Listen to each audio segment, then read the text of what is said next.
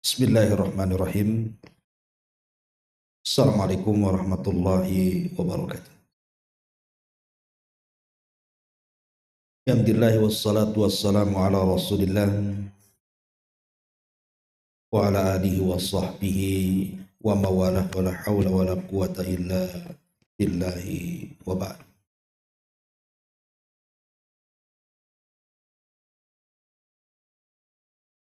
Alhamdulillah, segala puja dan puji hanya milik Allah subhanahu wa ta'ala. Salawat dan juga salam kita hadiahkan kepada Rasul kita Nabi besar Muhammad sallallahu alaihi wa ala alihi wasallam.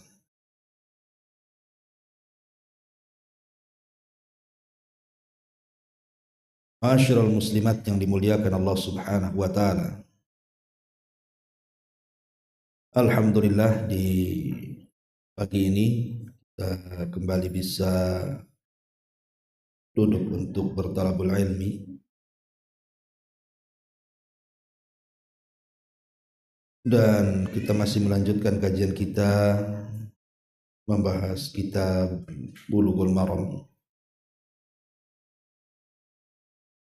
di mana kita masuk pada hadis berikutnya tentang adab makan.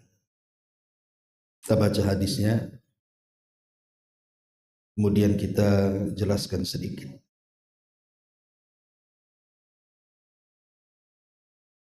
Hadis ini dari Abdullah ibn Abbas radhiyallahu anhuma. Dan Abdullah ibn Abbas radhiyallahu anhuma adalah turjumanul Quran, pakar Al-Quranul Karim. Dan Allah subhanahu wa ta'ala anugerahkan kecerdasan kepada Abdullah ibn Abbas ini sejak kecil. Bahkan di masa Umar ibn Khattab radhiyallahu an, beliau menjadi menteri termuda karena kecerdasannya yang Allah anugerahkan kepadanya dan berkat doa Nabi.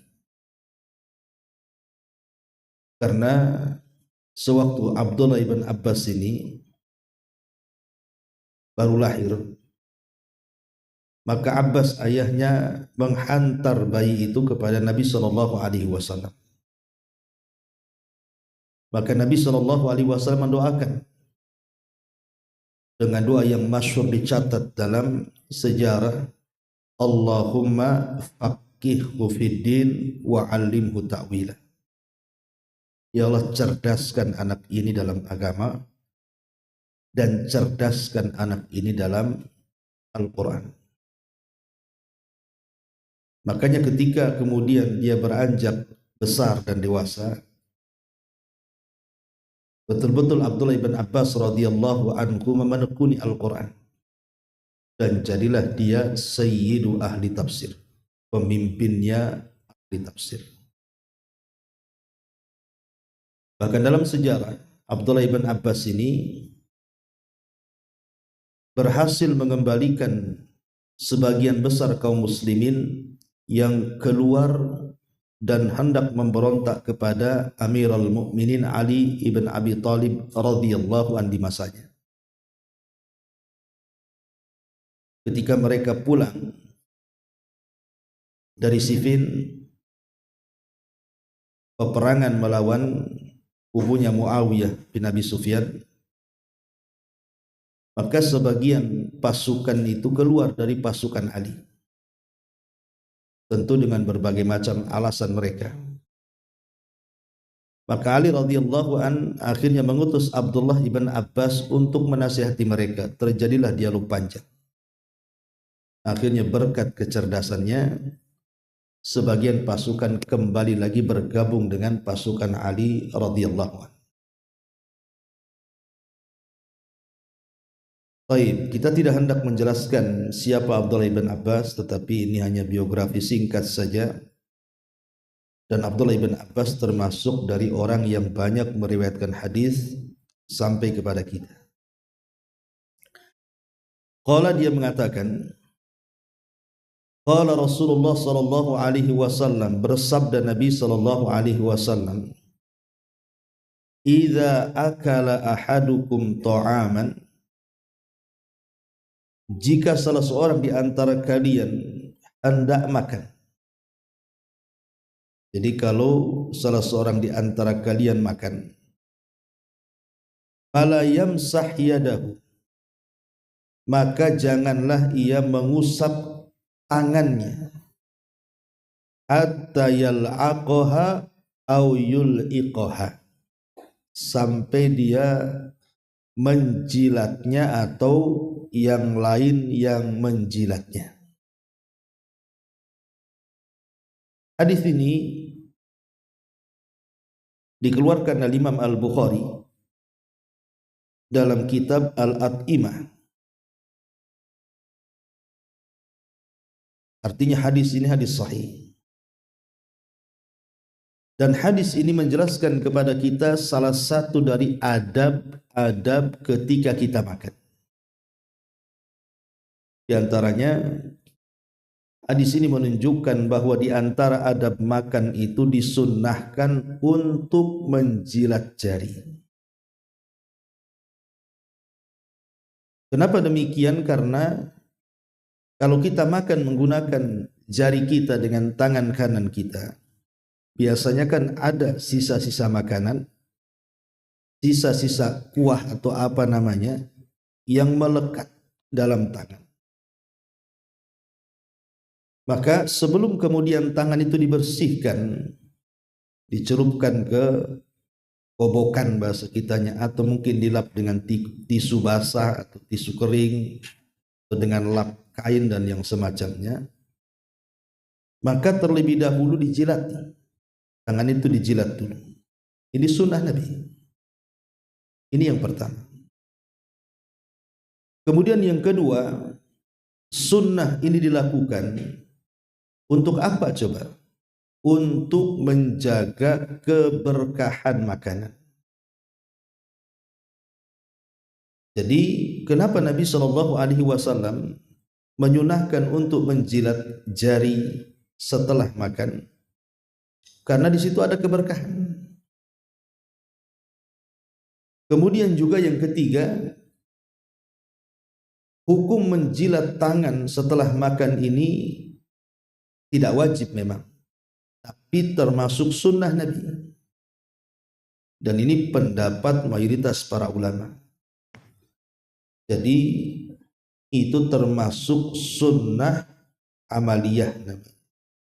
Sunnah amal yang diajarkan Nabi SAW.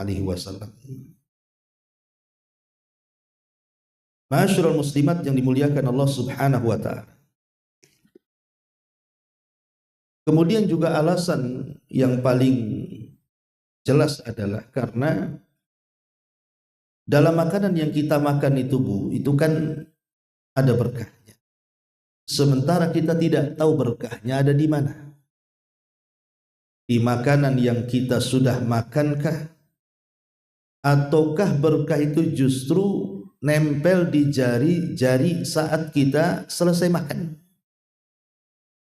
Makanya dengan menghabiskan makanan dalam piring dan juga menjilat sisa makanan yang dalam jari itu, maka secara tidak langsung kita sudah mendapatkan berkah. Karena dikhawatirkan kalau seandainya kita tidak menjilat jari itu, kemudian kita hanya menghabiskan makanan dalam mangkok atau piring saja, dikhawatirkan berkahnya ada di tangan kemudian lepas ke kobokan. Itu masalahnya.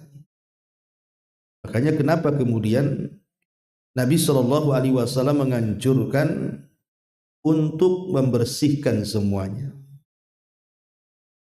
Dan tidak perlu malu. Kadang-kadang ibu kan diajak suami itu makan di warung kaki 5 atau kaki 10 lah, yang agak banyak ya. Food court bahasa kitanya.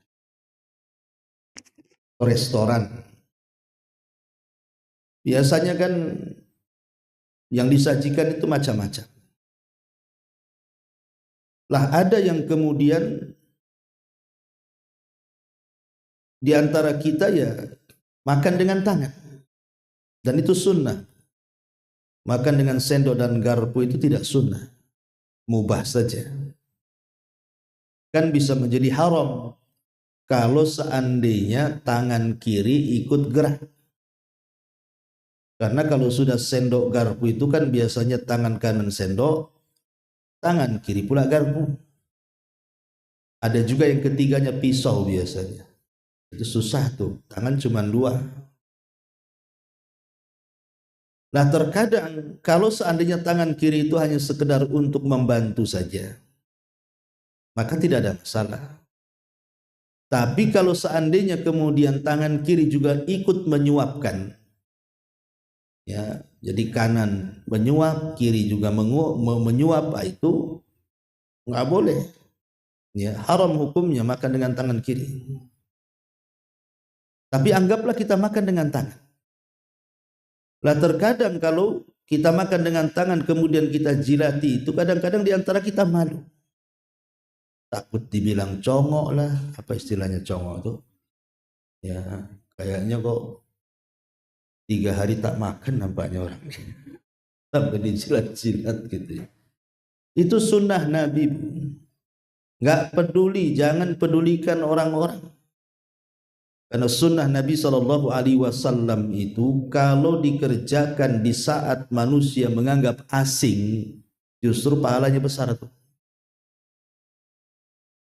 Tidak perlu malu-malu. Karena sikap seperti itu masuk pada sikap tawadhu. Itu diantara akhlak-akhlak rendah diri namanya. Tawadhu di depan orang. Seperti itu. Bahkan kalau di pesantren itu, Bu, saya pasti ingat dulu. Di pesantren itu, Bu.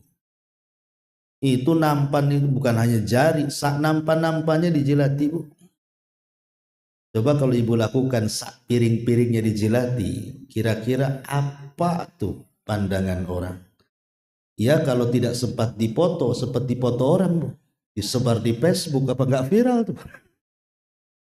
Ya. Tetapi ini sunnah Nabi.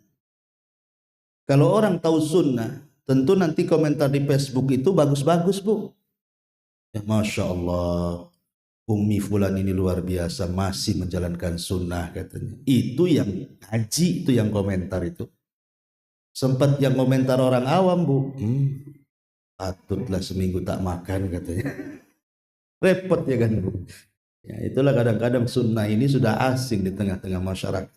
Ya, jadi itu sebenarnya sikap tawadhu itu sebenarnya. Ya.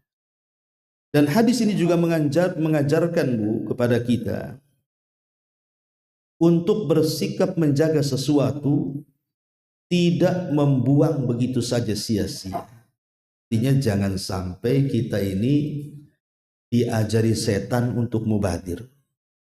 Saya sarankan, Bu, kalau makan di warung itu, terkadang nafsu saja yang besar, dipesanlah semuanya tuh. Pesan ini, pesan itu, sampai meja itu full dengan lauk. Setelah dimakan, separuh pun tak habis. Comot sana, comot sini.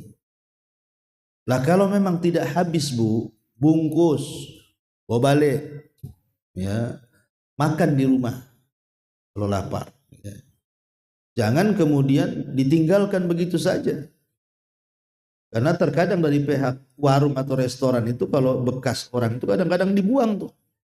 Jadi kita akhirnya kan wasilah menjadi orang yang mubadzir, menyia-nyiakan makanan jadinya kan, dan itu berdosa hukumnya.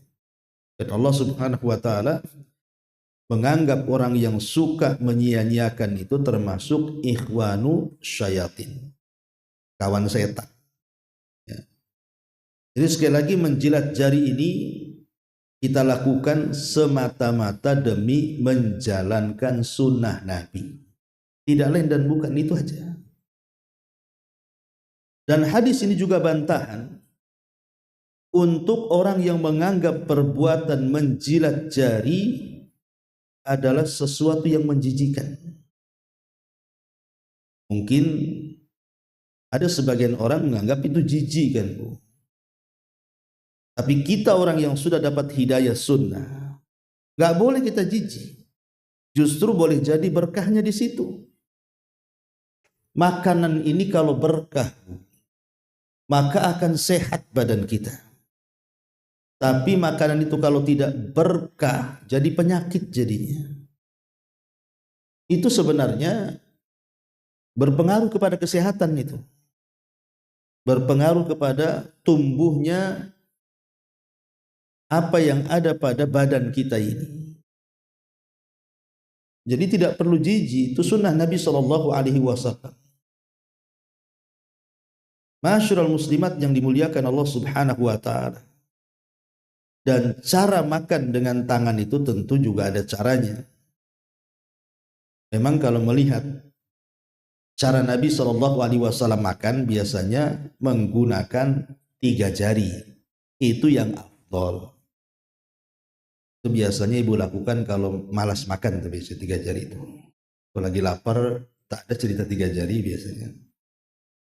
Tetapi kalau seandainya kita menggunakan seluruh jari 5-5-nya, ya tidak ada masalah. Ini kan makan kan perkara mubah. Tapi kalau menggunakan 3 jari ya lebih baik. Karena kan secara logika bu, kalau 3 jari kan yang dimasukkan ke mulut tak banyak. Ya kan, kalau 3 jari kan yang masuk ke mulut tak banyak. Sehingga jauh dari keselak bahasa kitanya. Kalau banyak-banyak kan keselak bukan? Ya. Tempat ada tulangnya, bahaya tuh. Jadi ini yang harus diperhatikan. Tetapi boleh juga, ya kalau ini sifatnya suami istri bu ya. Ibu sama suami. Jadi kalau seandainya ibu menyodorkan jari ibu supaya dijilat suami, itu juga sunnah juga. Tapi kalau sama kawannya saya kira tak maulah. Coba ya, tolong jilatkan jari saya. Langsung wah gitu mungkin kawannya kan. Langsung itu isinya semua muntah semua. Jadi nggak masalah bu, seperti mamanya ibu bawa anak-anak, ya kan, namanya anak-anak usia 4 tahun 5 tahun makan kan, kadang kemana-mana, ambil tangannya jilati sama ibu, itu sunnah, ya, sunnah Nabi SAW. Taib ini diantara faedah ya dari hadis yang kita baca. Kita jelaskan secara umum tentang adab-adab makan. Ini kan salah satunya. Kita urut adab-adab makan itu. Yang pertama bu, adab makan itu ini qabla, karena bagaimanapun ini demi kebersihan. Jadi syariat Islam itu sudah mengajarkan disuruh mencuci sebelum makan, sebelum ada corona ya yang mengharuskan pencuci tangan. Islam sudah dulu 14 abad yang silam, setiap mau makan, setiap mau wudu, setiap bangun tidur itu disunahkan mencuci tangan. Jadi sudah sejak dulu Islam itu menjaga kesehatan. Dan kalau bisa kuku-kuku tangan itu ya digunting. Karena saya lihat kadang-kadang yang suka memelihara kuku itu kalau laki-laki jarang ya, biasanya perempuan tuh. Kadang-kadang kukunya itu dihena pula dicat bu. Jadi kalau ada kotoran tak nampak karena tertutup henanya kan di atas kukunya. Padahal kita tahu dari segi kesehatan itu biasanya kalau kotoran mengendap di kuku-kuku itu banyak telur cacing tuh bu. Nanti kalau makan itu bukannya sehat, cacingan bu. Patutlah ini makan sehari sampai 7 kali. Itu mungkin cacingan itu bu. Karena kukunya panjang. Ya. Itu dari segi kesehatan ya. Yalah bu dokter kalau ada di sini. Ya. Kemudian yang kedua,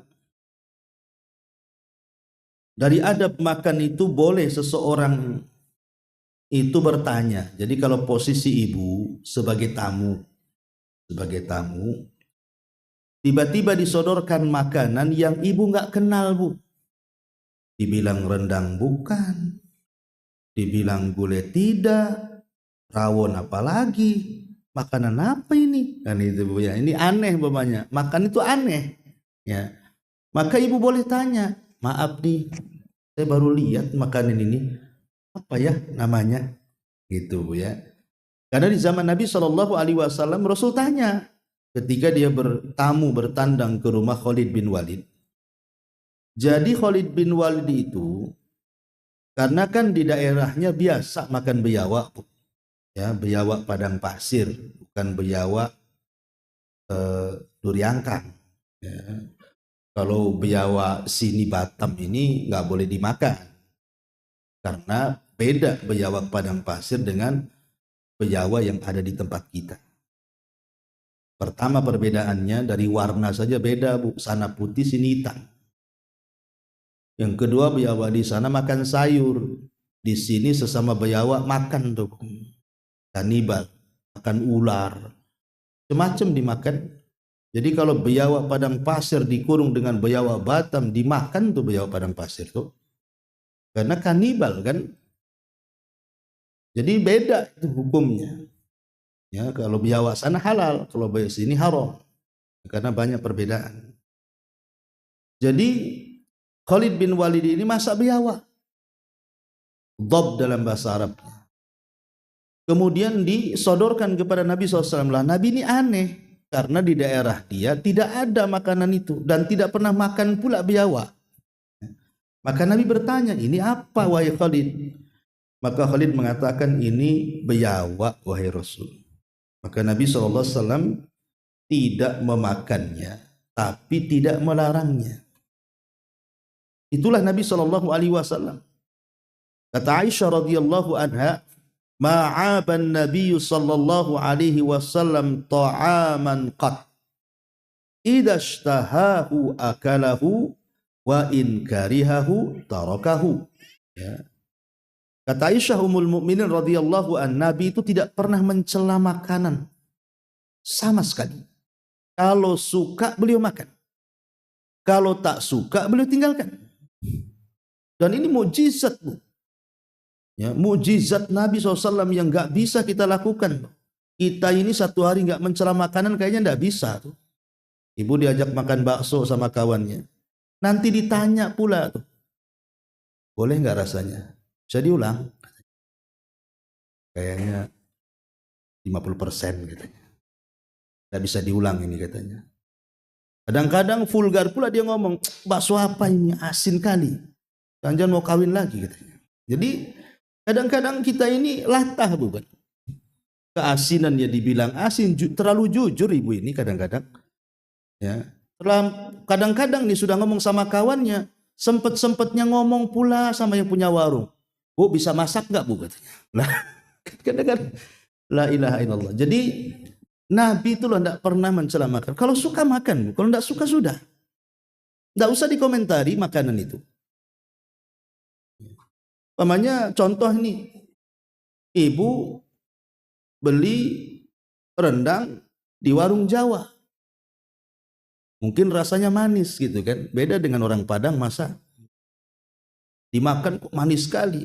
Ah, itu tak pandai masak katanya. Ini kok dicelak pula orangnya. Jadi sudah dosa dua kali itu kadang-kadang. Makan yang dicela, orang yang buat pula dicela. Maka kalau memang tidak suka, ya sudah jangan dimakan. Kalau suka, tambah dengan itu. Jadi Nabi SAW ketika melihat biawak itu, karena Rasul tidak suka, tidak ada di tempat dia, ya Rasul tidak makan, tapi juga nggak melarang, diam saja. Ya. Tetapi bertanya, ini makanan apa? Ya ini nggak apa-apa. Kalau memang makanan yang disodorkan itu aneh, gitu ya, ibu tidak pernah melihat. Ya. Ini yang kedua. Yang ketiga, al-mubadaratu ilal akli idza quddima ilaihi at-ta'am min mudhifihi. Kalau ibu bertamu, kemudian tuan rumah itu langsung menyodorkan makanan, Bu, jangan tunggu lama-lama. Langsung makan. Langsung makan. Supaya itu bentuk menghormati bahwa dia suka dengan makanannya. Makanya kan kita kalau ada tamu, kemudian suruh makan, kok makannya lahap, itu senang rasanya kita. Berarti makanan kita cocok di lidah dia kan. Tapi kalau hanya sesuap dua suap itu jadi pertanyaan. Jangan-jangan masakan saya tak enak, gitu kan? Lah makanya kemudian segera makan. Karena itu bagian daripada sunnah Nabi Shallallahu Alaihi Wasallam. Kemudian yang keempat, jangan lupa baca basmalah. Kadang-kadang lupa karena saking laparnya, saking enaknya, makanan favoritnya, lupa dia pula baca basmalah. Baca bismillah. Supaya setan tidak ikut makan di situ. Makanya Nabi Shallallahu Alaihi Wasallam mengatakan, "Idza akala ahadukum falyadhkurismallah." Apabila salah seorang di antara kalian makan, jangan lupa baca nama Allah, bismillah. Fa inna nasiya an yadhkura ismallah fi awwalihi falyaqul bismillah awwalahu wa akhir. Kalau ibu lupa nih baca basmalah di awal, Bu, baru ingat di tengah atau baru ingat di akhir, langsung ibu katakan bismillahi awwalahu wa akhirahu. Nah, ngomong begitu ya. Ini yang keempat. Kemudian yang selanjutnya, ini kan adab sebelum makan, Bu ya. Sekarang masuk kepada adab di tengah-tengah makan. Kalau tadi yang empat yang saya sebut itu adab sebelum makan tuh, Bu. Nah, sekarang masuk saat makan.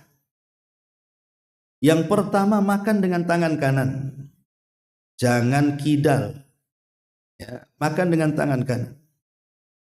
Karena Nabi SAW mengatakan, la ya'kulanna ahadum minkum bishimali wa la yashrabanna biha fa inna syaitan ya'kul bishimali wa yashrabu bishimali.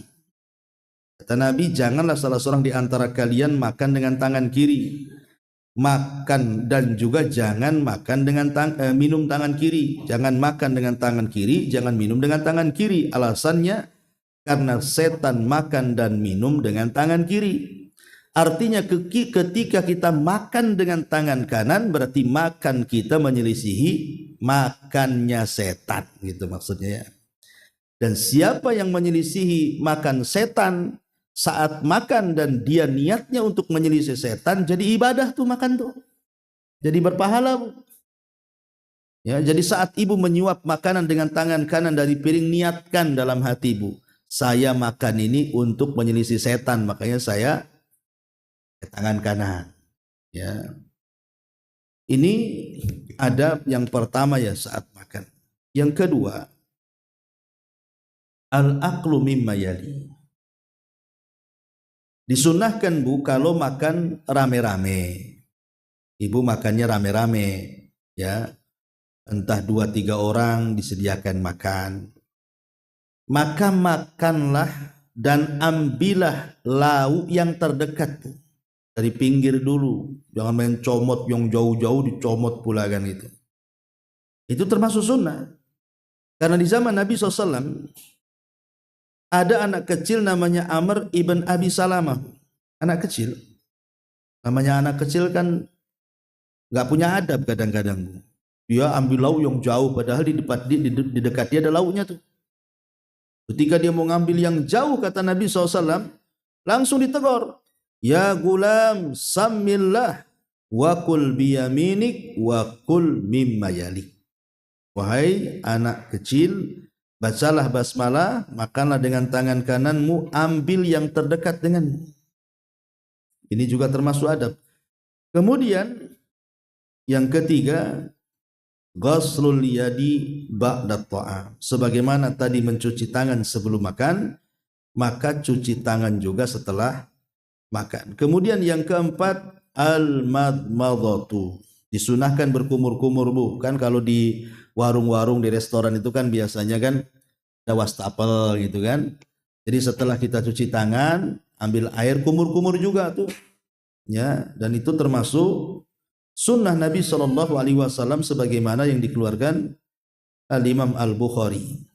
Kemudian juga kalau seandainya ibu bertamu, kemudian diberi makan sama tuan rumah, maka setelah makan doakan. Jangan lupa berdoa kepada tuan rumah yang kasih makan. Makanya Anas bin Malik radhiyallahu anhu, beliau meriwayatkan ketika Nabi SAW datang ke rumah Sa'ad bin Ubadah, salah satu pembesar Khazraj. Kemudian didatangkan roti dan juga minyak zaitun. Kemudian Nabi SAW memakannya. Maka setelah makan Rasul mendoakan Sa'ad bin Ubadah. Apa kata Rasul? Aftara indakumus shaimun wa akala ta'amukumul abrar wa sallat alaikumul malaika. Orang-orang yang berpuasa, karena kebetulan Rasul sedang berpuasa ketika itu kan. Orang-orang yang berpuasa telah berbuka di sisi kalian, dan orang-orang baik telah makan di sisi kalian, dan mudah-mudahan malaikat mendoakan kalian. Itu jadi Rasul mendoakan. Jadi doakan orang yang ngasih, ya doa apa saja yang jelas doa kebaikan lah. Semoga karena sudah ngasih makan, saya sudah kenyang, ya semoga sehat, diluaskan rizkinya, disehatkan badannya, diberkahi keluarganya. Pokoknya doakan lah. Itu namanya bersyukur dari pemberian orang. Kemudian yang nomor 6, saat makan ya tadi sudah saya singgung di awal, makan dengan 3 jari, dengan 5 jari pun mubah hukumnya. Ya. Lah termasuk juga yang ke-7 dalam hadis yang kita bahas tadi, kita boleh disunahkan menjilat jari-jari. Dan tidak boleh yang ke-8 makan bersandar, Bu. Makan bersandar depan ke pintu atau ke dinding, ke tiang, enggak boleh. Ya, Nabi melarang. Tidak boleh makan itu sambil bersandar. Ya. Dan tidak boleh ketika makan itu, Bu, seseorang itu mengeluarkan dahak. Ya. Apalagi di depan orang. Kalau ibu umpamanya umbelen atau apa namanya umbelen itu ya. Ya, ispa lah, penyakit hidung, meler gitu, Bu ya. Maka kalau lagi meler, Bu, menjauh, Bu, ambil tisu jauh, keluarkan di luar. Ini dikeluarkan depan orang makan kan, apa enggak muntah semua orang di situ tuh. Ya, jadi ini juga termasuk adab, jangan meludah sembarangan, jangan mengeluarkan dahak sembarangan, menjauh. Kecuali ibu makan sendiri terserah, mau dahaknya masuk dimakan lagi itu urusan ibu tuh. Kan itu ya. Tapi ke depan orang ya enggak boleh, itu kan menjijikan, Bu, ya kan. Jadi harus dipahami. Ya. Jadi termasuk adab makan seperti itu. Dan kalau memang sifatnya jamaah dan bisa disatukan dalam satu nampan, maka itu lebih baik lagi. Yaitu namanya sunnah. Kalau bisa gitu ya. Masyarul muslimat yang dimuliakan Allah Subhanahu wa taala. Ini adab yang kedua ketika makan. Nah, sekarang masuk pada adab secara umum. Pertama ada mudzammit ta'am. Tidak boleh mencela makanan. Tidak boleh mencela makanan. Bagaimana hadis ma'aban Nabi sallallahu alaihi wasallam ta'aman qat. Nabi tidak pernah mencela makanan sedikit pun. Kemudian yang kedua, al-i'tidal fit ta'am, sederhana dalam makan. Perut ini kan ada tempat makannya, ada tempat minumnya, ada tempat bernafasnya. Ya. Makanya Rasul mengatakan, sisakan perutmu itu 1/3 untuk makan, 1/3 untuk minum, dan 1/3 untuk nafas.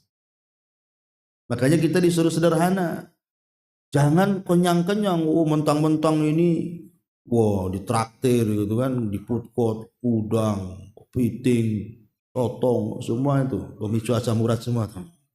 Jadi dimakan semuanya, nggak boleh. Ya ada adabnya juga. Supaya disisakan untuk bernafas. Jangan sampai nggak bisa bernafas, nanti muntah lagi itu. Ini juga termasuk adab. Termasuk jangan menggunakan piring dari emas dan perak. Nggak boleh makan menggunakan emas, piring emas, sendok emas, garpu emas, pisau emas atau perak, nggak boleh. Karena itu tasyabuh dengan orang-orang kafir. Ya. Termasuk juga, Bu, ucapkan kalimat alhamdulillah. Setelah makan, ucapkan kalimat alhamdulillah. Karena ini Pengaruhnya besar, Bu. Mengucapkan alhamdulillah setelah makan itu, apa kata Rasul?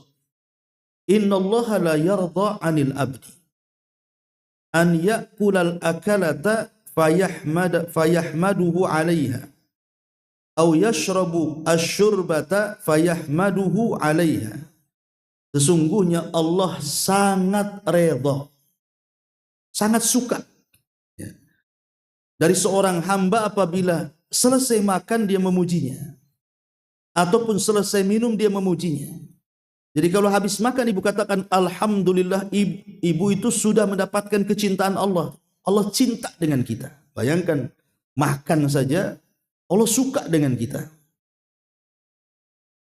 Dan kalau Allah suka itu sudah luar biasa, Bu. Allah panggil Jibril tuh dan mengatakan, "Hei Jibril, aku suka dengan si Anu tuh. Kau harus suka juga dengan dia," katanya. Maka Jibril pun suka dengan orang yang disukai Allah.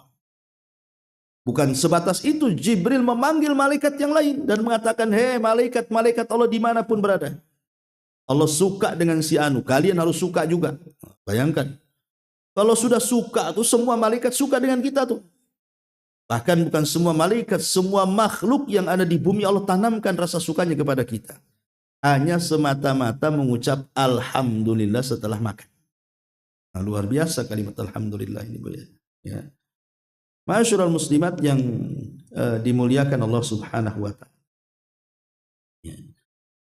Adapun ibadah-ibadah yang berkaitan dengan makanan adalah makan saat iftar, itu ibadah. Makan saat iftar setelah puasa ini termasuk ibadah. Makanya Rasul sampai mengatakan apa? Segerakan makan. Maksudnya segerakan berbuka. Suruh cepat-cepat makan tuh apabila datang waktu maghrib, kan itu berpahala. Ya, yang kedua, makanan yang dimakan orang miskin yang kita sedekahkan itu ibadah, Bu. Jadi kalau orang miskin itu makan dan makanan itu dari kita, itu ibadah. Ya, ini juga berkaitan dengan ibadah makan. Walaupun hukum dasarnya ya makan mubah-mubah saja. Ya. Tetapi ingat juga bahwa di sana ada makanan-makanan juga yang diharamkan. Ya, makanan itu juga terkadang mubah, terkadang juga ibadah. Tapi terkadang jadi haram, Bu. Pertama kalau ditinjau dari zatnya. Dari zatnya itu. Seperti umpamanya firman Allah Subhanahu wa taala, di mana Allah Subhanahu wa taala mengatakan hurrimat alaikumul maitata waddama wa lahmal khinzir wa ma uhilla li ghairillah. Diharamkan kepada kalian memakan bangkai. Makanya hati-hati kalau belanja ke pasar. Ya, lihat yang jual. Jangan gara-gara beda 1.000 2.000, ibu tidak peduli dengan yang jual itu siapa. Karena kalau sudah ibu membeli yang sifatnya sembelihan, daging ayam, daging kambing, daging sapi, daging unta, itu harus dilihat tempat yang jualnya itu ada berhala tidak? Satu. Ya, tempat yang jualnya itu ada berhala enggak di situ? Yang kedua, tempat yang jualnya itu diadakan acara kesyirikan enggak di situ? Makanya kalau masuk pasar itu lihat-lihat tempat, Bu. Siapa yang jual ini? Kalau sudah nampak ada berhalanya, jangan dibeli. Tapi yang menjual Ustadz pakai peci, walaupun pakai peci, ya. Jadi cari yang jelas-jelas tidak menimbulkan syubhat dalam hati itu. Tapi sebelah sana beda 2.000, Ustaz. Tidak apa-apa beda 2.000. Ya kadang-kadang beda 2.000 pindah langganan ibu ini. Padahal walaupun dia mahal sedikit pulang betul-betul bawa sembelihan. Tapi yang murah ini terkadang bawa bangkai, haram pula dimakan. Ya, jadi ini pun harus dipahami soal makan ini enggak sembarang. Ya, jangan makan bangkai. Yang kedua, darah. Zaman dulu itu saya masih ingat tuh kalau nyembeli sapi di tukang-tukang jagal itu darahnya ditampung sama ember, Bu. Atau kadang-kadang waktu kurban zaman dulu itu ditampung sama ember tuh, dikeringkan, kemudian dijual, dimakan. Itu tidak boleh. Semata-mata makan darah seperti itu haram, tidak boleh. Lain kalau darah yang menempel di daging, Bu. Umpamanya ibu makan sate, ada darahnya. Gak apa-apa, itu karena sifat darah mengikut, Bu. Makanya ada kaidah fikih itu. Jadi hukum taba itu berbeda dengan hukum istiqlal. Hukum taba itu maksudnya hukum mengikut. Berbeda dengan hukum bersendirian. Contoh umpamanya ibu makan jambu. Ketika makan jambu, ada ulatnya pula. Kemakan pula. Patutlah jambu ini tak manis asin. Rupanya ada ulatnya kemakan. Kan ibu makan ulat, haram tidak. Lain kalau ibu petik jambu, kemudian dibelah, ulatnya dimakan, jambunya dibuang. Nah, itu beda, Bu. Ibu makan ulat namanya. Ya, itu namanya kan kalau tadi kan ulatnya terikut jambu. Kalau ini enggak, ulatnya dimakan, jambunya dibuang. Nah, ini kan masalah, ya. Lah sama dengan darah juga, Bu. Kalau makan mata-mata darahnya saja itu haram. Tapi kalau makan daging ada darahnya enggak haram karena dia ngikut. Nah, itu kurang lebih lah kayak gitu contohnya, ya. Ini yang nomor 2. Kemudian yang nomor 3, walahmal hinzir, daging babi. Jelas daging babi itu, apalagi banyak yang kenapa babi diharamkan itu kan karena banyak madorotnya, ya. Kemudian juga wa ma uhilla li ghairillah, dan sembelihan-sembelihan yang ketika disembelih tidak menyebut nama Allah, itu haram juga, tidak boleh dimakan.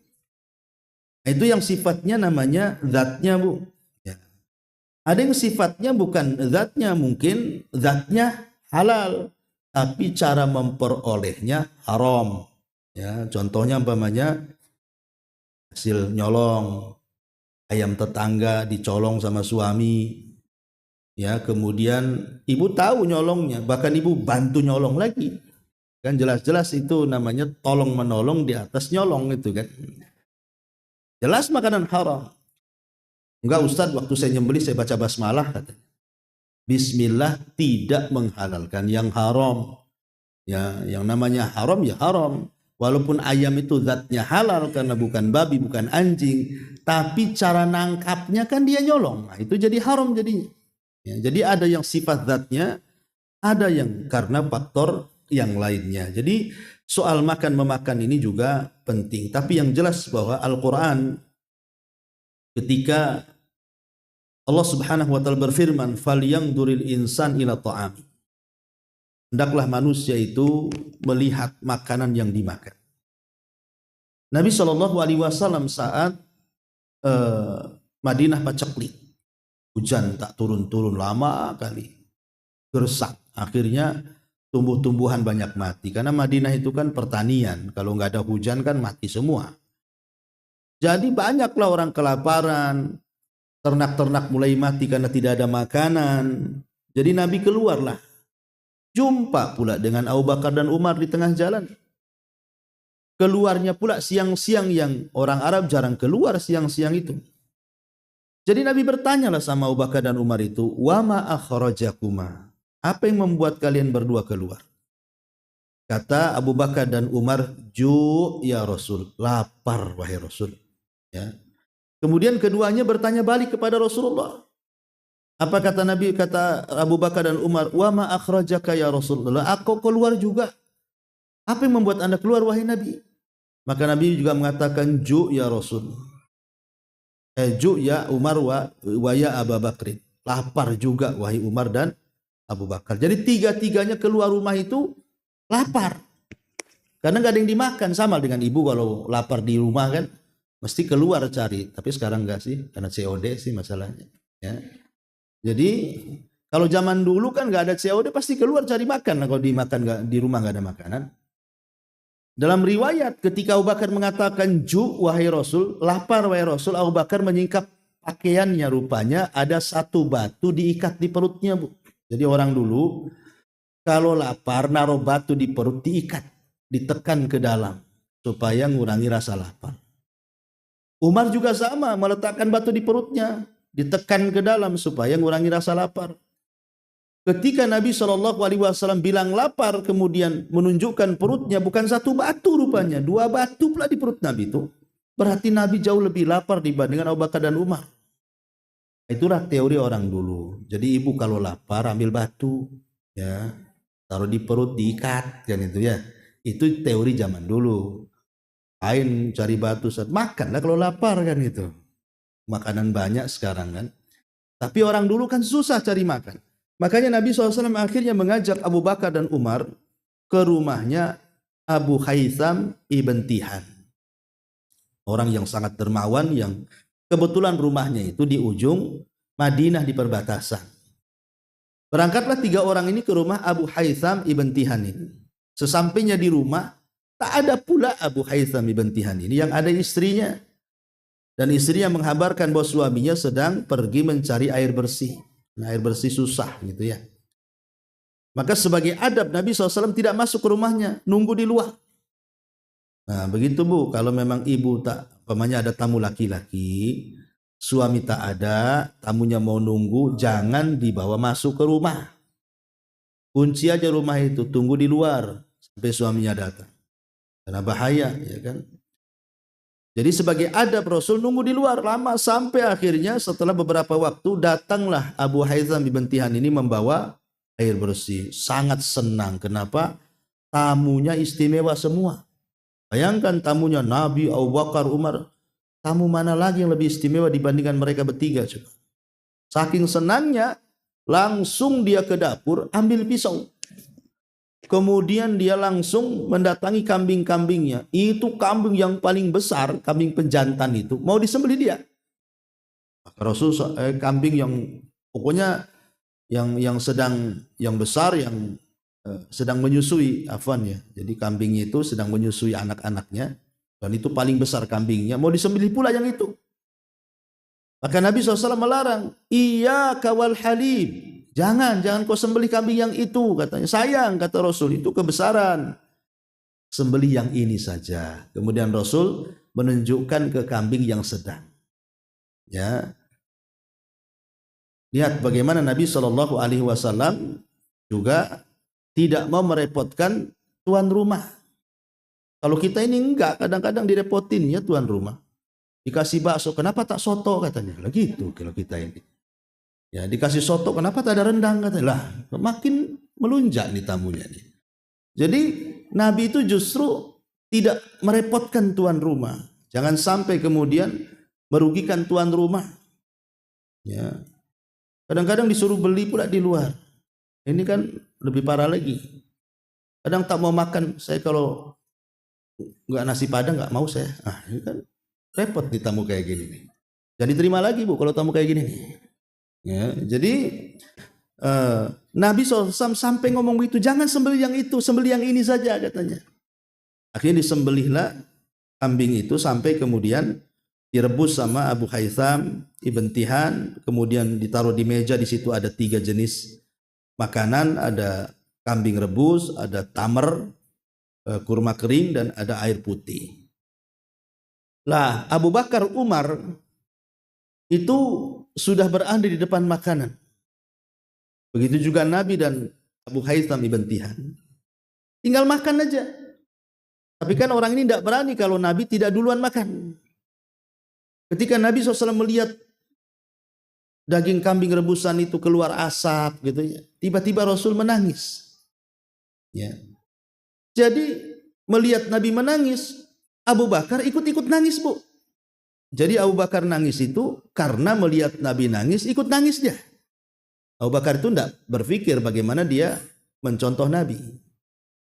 Rasul tertawa, ikut tertawa. Rasul nangis, ikut nangis. Itulah Abu Bakar. Ya. Umar beda pula. Umar tanya, afi hadil halah tabki ya Rasulullah.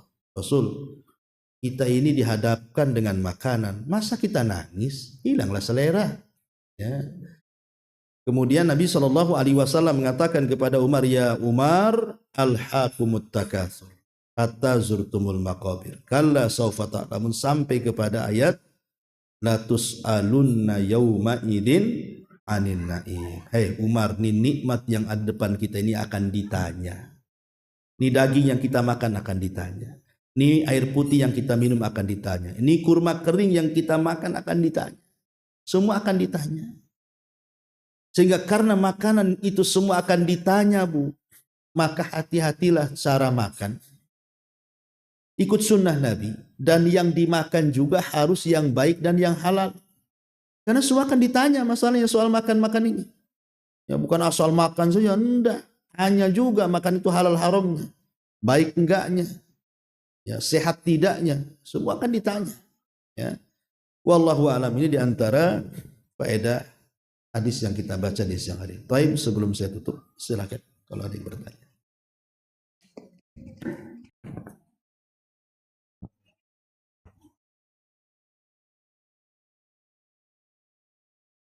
Assalamualaikum. Waalaikumsalam. Tadi kan kalau di tempat jualan itu ada berhala, di toko atau supermarket. Iya, itu paham. Ya kalau yang di toko-toko supermarket tidak ada masalah, bukan yang dijual, bukan yang sifatnya sembelihan, Bu. Kita kan bicara soal yang sifatnya sembelihan. Kalau di minimarket itu kan macam-macam. Ya, ada bawang, ada micin kan nggak disembelih, Bu. Ada permen, ada ciki, ada itu nggak ada kaitan dengan sembelihan. Karena hewan itu tidak halal kecuali disembelih. Itu pun karena Allah. Tetapi ada syaratnya juga, tidak semata-mata disembelih menyebut nama Allah, karena di zaman Rasul itu ada orang yang bernadar ingin menyembelih unta di satu tempat namanya Buana. Rasul bertanya, apakah di Buana itu ada berhala? Tidak ada, wahai Rasul. Apakah di Buana itu ada acara-acara orang musyrik? Tidak ada, wahai Rasul. Kalau begitu laksanakan nadar. Ya, Rasul tanya dua, ada berhalanya atau ada acara ulang tahunnya enggak? Gitu ya. Jadi makanya kita harus selektif lah kalau kita ke pasar membeli sesuatu. Wallahu a'lam. Kalau itu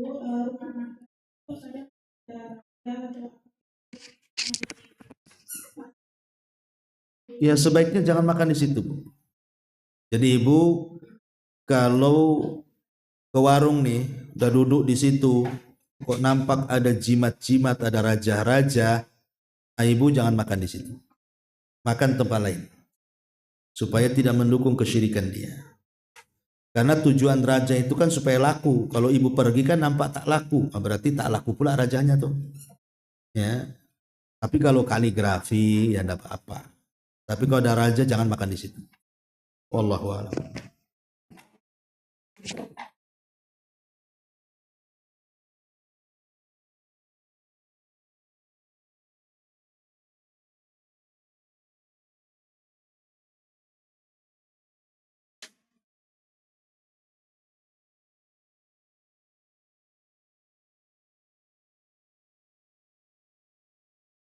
Ya, waalaikumsalam.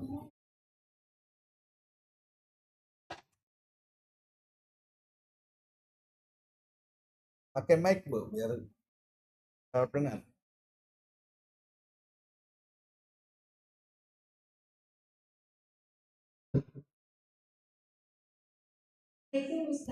Waalaikumsalam. jika diberi makan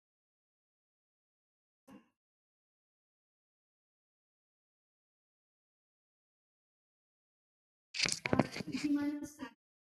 Dan dia juga pernah bilang kalau nggak makan itulah. Ya gak makan bebek gitu ya. Babi sama badak.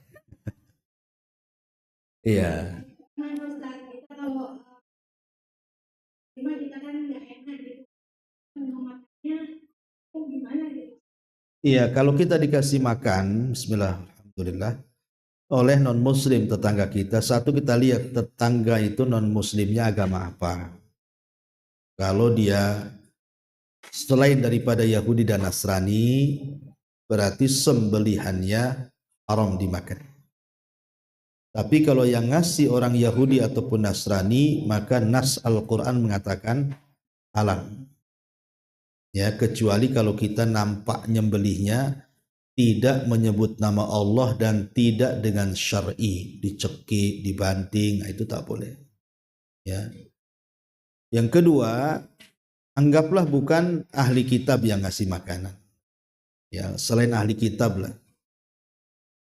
Dan dia mengaku dia tidak makan anjing, babi, dan dia paham tentang halalnya umat Islam.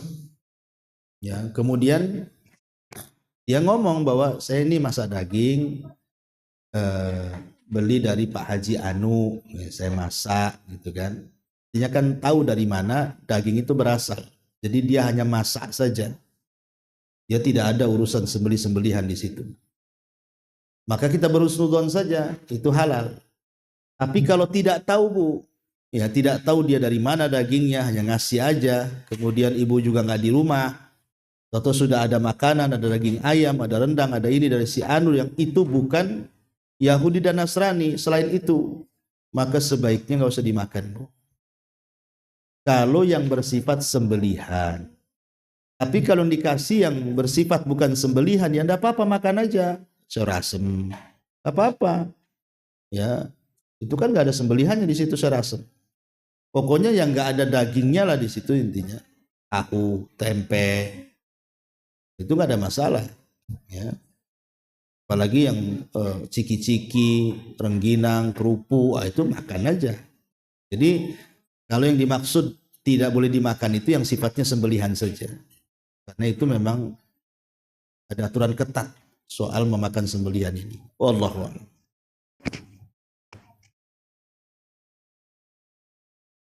Baik Bu, sampai di sini. Nah, masih ada kajian di kita tutup dengan doa kafaratul majelis. Subhanakallahumma bihamdika asyhadu an la ilaha illa anta astaghfiruka wa atubu ilaik. Allahu